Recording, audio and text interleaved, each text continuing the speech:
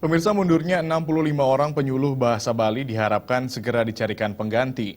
Upaya ini dipandang perlu karena pemerintah Provinsi Bali telah menganggarkan penyuluh bahasa Bali di seluruh desa dinas di Bali. Praktisi pendidikan bahasa Bali Nyoman Swija tidak ambil pusing dengan mundurnya 65 orang tenaga penyuluh bahasa Bali. Kondisi ini malah dipandang sebagai upaya sportif agar tugas sebagai penyuluh biasa dilakukan dengan baik. Rekrutmen kembali dinilai lebih baik dilakukan agar calon-calon tenaga penyuluh potensial yang siap mengabdi benar-benar bisa dihasilkan.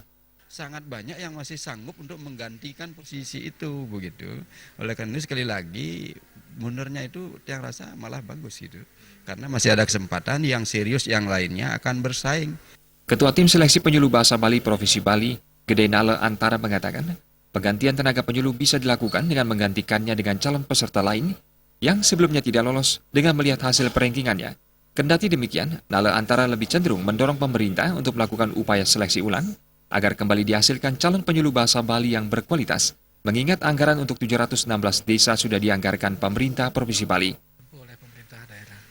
Sebab secara pendanaan itu sudah disiapkan untuk 716 desa. Saya yakin kalaupun direkrut baru ataupun merekrut yang katakanlah yang tidak lulus dengan ranking yang masih di atas, itu saya kira bisa dijalankan. Dalam proses seleksi, sebelumnya ada beberapa calon penyuluh gagal akibat kelengkapan administrasi. Dengan demikian, bila dilakukan seleksi kembali, dipastikan calon yang gagal administrasi bisa kembali ikut seleksi, serta akan banyak lagi peserta baru sebagai calon penyuluh bahasa Bali yang potensial. Suteja dan Winata, Bali TV.